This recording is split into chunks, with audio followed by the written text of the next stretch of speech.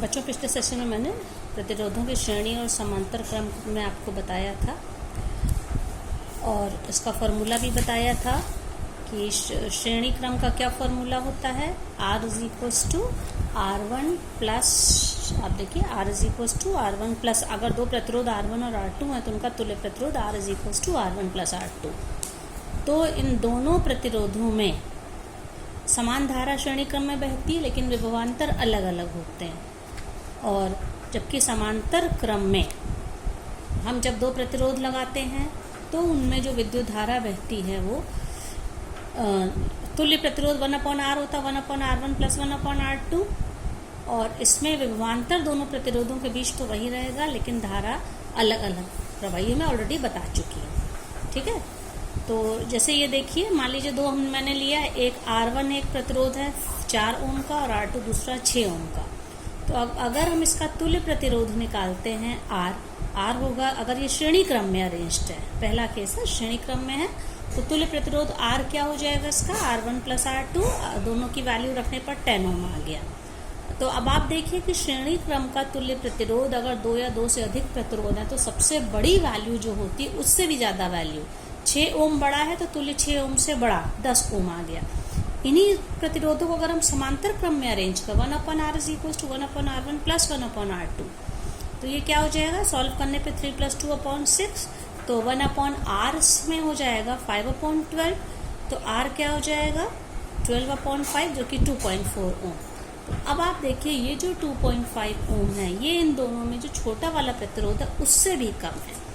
तो हम इससे यह निष्कर्ष निकाल सकते हैं कि 2 या 2 से अधिक प्रतिरोधों को जब हम समांतर क्रम में अरेंज करते हैं तो तुल्य प्रतिरोध सबसे छोटे वाले प्रतिरोध से भी कम वैल्यू का आता है, और श्रेणी क्रम में करने पे चाहे जितने प्रतिरोध हम लगा दें तुल्य प्रतिरोध सबसे बड़े वाले से भी अधिक का आता है। ठीक है, क्योंकि इसी पर बेस्ड ये हमारा ये वाला क्वेश्चन है। फर्स्ट क्वेश्चन आप देखिए, जब 1 ओम और 10⁻⁶ ओम मतलब कि 10 लाख ओम के दो प्रतिरोध संयोजित किए गए पार्श्व क्रम में, और दूसरे केस में 1 ओम 1000 ओम और 10⁻⁶ मतलब कि 10 लाख के, चाहे ये कॉम्बिनेशन ले चाहे ये कॉम्बिनेशन ले, तो इनके तुल्य प्रतिरोध के बारे में आप क्या निर्णय लेंगे, मतलब क्या आप कंक्लूजन निकाल सकते हैं। तो इससे हमें ये पता चलता है, क्योंकि अभी जैसा कि मैंने बताया समांतर क्रम में आप देखिए इसको इस तरह से अगर हम सॉल्व करें, पहला केस है जब 1 ओम है और 10 लाख है, तो इनका समांतर क्रम क्या हो, 1/R is equals to 1/R1 1/1 plus 1/R2 that is 1/10⁻⁶। तो इसलिए हम लेने पे ये आ गया 10⁻⁶ क्या होता है बच्चों, 10 लाख। तो इसको सॉल्व 10 लाख प्लस 1, ये 10 लाख 1/10 लाख, ये 1/R है। तो R क्या हो जाएगा, यहाँ पे R हो जाएगा 10 लाख/10 लाख 1। किसी भी भिन्न में जब नीचे वाला नंबर ऊपर वाले नंबर से बड़ा होता है तो वो ओवरऑल वैल्यू हमेशा 1 से छोटी होती है। तो हम कह सकते हैं कि तुल्य प्रतिरोध 1 ओम से कम आया। तो यहाँ पे 1 ओम था, दूसरा 10 लाख, बहुत बड़ी वैल्यू थी, लेकिन इन दोनों को समांतर क्रम में लगाने पे जो इन दोनों का तुल्य प्रतिरोध आया, इक्विवेलेंट रेजिस्टेंस आया, वो 1 ओम से कम आया। ठीक यही काम हम बाकी 3 को भी जब हम लेंगे तब भी हम देखेंगे कि यही केस होगा, तुल्य प्रतिरोध क्या आएगा, 1 ओम से कम आएगा। अब इसके बाद मैं ये ले रही हूँ 17th क्वेश्चन। देखिए 17th क्वेश्चन क्या है, 2, 3 और 6 ओम के 3 प्रतिरोधकों को किस प्रकार संयोजित करें कि संयोजन का कुल प्रतिरोध 4 ओम हो और 1, मतलब 3, हमें तीनों का कॉम्बिनेशन लेना है, किनको श्रेणी क्रम में किनको समांतर क्रम में रखें, जिससे कि हमें पहली बार तो तुल्य प्रतिरोध 4 ओम मिले, दूसरी बार 1 ओम मिले। ठीक है, तो अब देखिए 4 ओम आ रहा है, इसका मतलब ना तो तीनों, अगर तीनों समांतर क्रम में होते तो तुल्य प्रतिरोध सबसे छोटी वाली वैल्यू 2 ओम से कम रीडिंग आती, और तीनों अगर श्रेणी क्रम में होते तो तुल्य प्रतिरोध सबसे बड़े वाले से ज्यादा, मतलब 6 से ज्यादा, लेकिन यहाँ पे बीच की वैल्यू 4 ओम है, इन सबके बीच की वैल्यू है। तो देखिए इसको हमें कैसे अरेंज करना पड़ेगा, इसका मैं आपको सर्किट डायग्राम बना के बच्चों दिखाती हूँ। ठीक है, ये देखिए इसमें हमारी क्या वैल्यू दी है, R1 यहाँ पे कितना है 3, 4 और 6, तो 3, 4 और 6, ये 3 वैल्यू है और इससे तुल्य प्रतिरोध कितना आना है 4 ओम। ये सारी वैल्यू ओम में है बच्चों, ठीक है, ये अलग अलग ओम में है। तो अब इसके लिए हम इसको सर्किट इस तरह से देखिए बना सकते हैं। ये हमको ट्रायल एंड एरर से करना पड़ेगा, मतलब कि हमें सोचना पड़ेगा किस तरह से करें कि हम आंसर 4 ओम ले आए। तो अगर हम इसमें से देखिए ये हम इसको इस तरह से लगा दें, ये अरेंजमेंट हमारा होगा, ठीक है। इस तरह से हम अरेंज करेंगे। ये विद्युत धारा प्रवाहित हो रही है, तो इसको हमें कैसे करना पड़ेगा, इस यहाँ अगर हम 3 ले लें, यहाँ 6 ओम ले लें, और यहाँ पे तीसरी रीडिंग क्या थी 3 4 6, इसके बाद क्या बचेगी यहाँ 4। तो देखिए तुल्य प्रतिरोध क्या होगा।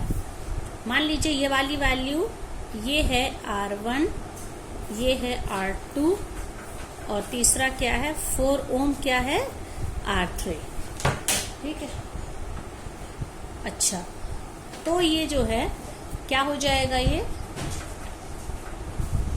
तो इसमें देखिए ये क्या हो जाएगा, हम पहला निकालेंगे। मान लीजिए 1/R', ये A, B और C है। ये किसके लिए है, पॉइंट A और B के बीच का जो तुल्य प्रतिरोध है। मान लीजिए इनके बीच का तुल्य प्रतिरोध R' है। 1/R' is equals to 1/R1 plus 1/R2। तो क्या हो जाएगा 1/3 प्लस 1/6। तो इसको जब सॉल्व करेंगे 3 और 6 का एलसीएम 6 होगा। 2 + 1 3/6 मतलब कि 1/2, ठीक है। तो R' क्या हो जाएगा 2 ओम। इन दोनों के बीच का जो है वो वैल्यू क्या हो जाएगी, वैल्यू हो गई 2 ओम। सॉरी बच्चों, एक लिखने में मिस्टेक हो गई है, यहाँ पे 3 6 और 2 ओम है ये, ठीक है। 4 की जगह पे ये क्या है, ये 2 ओम है, ये 2 ओम है। तो इन दोनों के बीच का प्रतिरोध तो 2 ओम आ गया। अब इसका जो तुल्य प्रतिरोध है और इसके साथ ये श्रेणी क्रम में अरेंज्ड है, तो श्रेणी क्रम के लिए तुल्य प्रतिरोध क्या हो जाएगा R' प्लस R3। इन दोनों का आंसर क्या आया, तो तुल्य प्रतिरोध 2 ओम, और ये कितना दिया है, ये 2 ओम दिया है। तो 2 + 2 मतलब कि क्या हो गया 4 ओम। मतलब कि अगर 2 ओम 3 ओम और 6 ओम के 3 प्रतिरोधों को इस तरह अरेंज करें कि उनका तुल्य 4 प्रतिरोध आए, उसके लिए 3 और 6 को समांतर क्रम में अरेंज करके उसके श्रेणी क्रम में 2 ओम को रखना पड़ेगा। ये फर्स्ट केस था।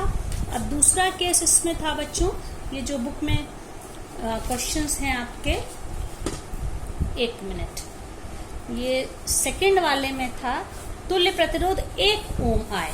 तो तुल्य प्रतिरोध को हमें 1 ओम लाना है। तो देखिए हम इसके लिए हम तीनों को अगर समांतर क्रम में अरेंज करें, ठीक है, ये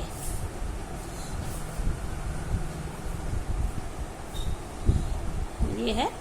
तो समांतर क्रम में अरेंज करें तब इनकी वैल्यू क्या है 2 3 6।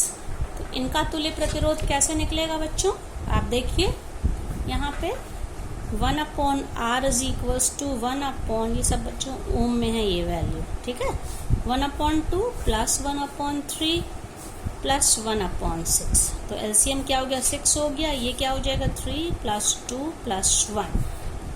तो 1/R क्या हो जाएगा 6/6 दैट इज 1। तो R भी क्या हो जाएगा 1 ओम। तो तीनों को अगर हम समांतर क्रम में अरेंज करें तो इनका तुल्य प्रतिरोध 1 ओम हो जाएगा, ठीक है। अब इसके बाद बच्चों इसमें यह है कि इसका महत्व क्या है।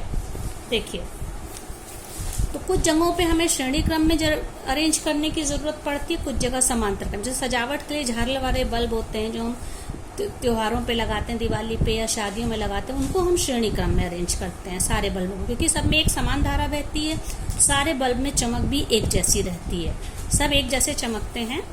लेकिन हम घर के जो अपने घरेलू परिपथ होते हैं उनमें हम सबको श्रेणी क्रम में नहीं अरेंज कर सकते, क्योंकि हमारे पास जितने ऑपरेटर्स है, बल्ब, पंखा, heater, AC, washing machine, mixer, grinder, सब में हमें अलग अलग करंट, अलग अलग विद्युत धारा की जरूरत है, कहीं ज्यादा कहीं कम। तो अगर हम श्रेणी क्रम में लगा देंगे तो सब में एक धारा बहेगी, तो कुछ में जितनी चाहिए अगर उससे ज्यादा धारा बह रही तो वो एपरेटस खराब हो जाएगा, या जिसमें ज्यादा की जरूरत है और उसमें कम बह रही है तो वो एपरेटस चलेगा ही नहीं। इसलिए हम इनको समांतर क्रम में अरेंज करते हैं। इसका फायदा ये होता है कि एक तो जैसी रिक्वायरमेंट धारा की है वो हो रहा, उनमें सब में पोटेंशियल डिफरेंस मतलब कि विभवांतर एक जैसा होता है। विभवांतर एक जैसा होने के कारण वोल्टेज समान रहता है, और अगर कोई भी उपकरण घर का खराब हो गया तो खाली वो डिस्कनेक्ट हो जाएगा, बाकी अनअफेक्टेड रहेगा। और हर उपकरण को जितनी धारा की जरूरत है, क्योंकि विभवांतर वही अलग अलग कॉमन सब में है, तो उस एपरेटस का जितना प्रतिरोध है उसी के हिसाब से उसमें ऐसा प्रतिरोध, उसमें रेजिस्टेंस उनका बनाया जाता है कि उनको रिक्वायर्ड जो मनचाही धारा मिल सके। इसमें बाकी घरेलू उपकरण डिस्टर्ब भी नहीं होते हैं, और किसी एक को रिपेयर करके हम बना दे तब तक बाकी चलते रहते हैं।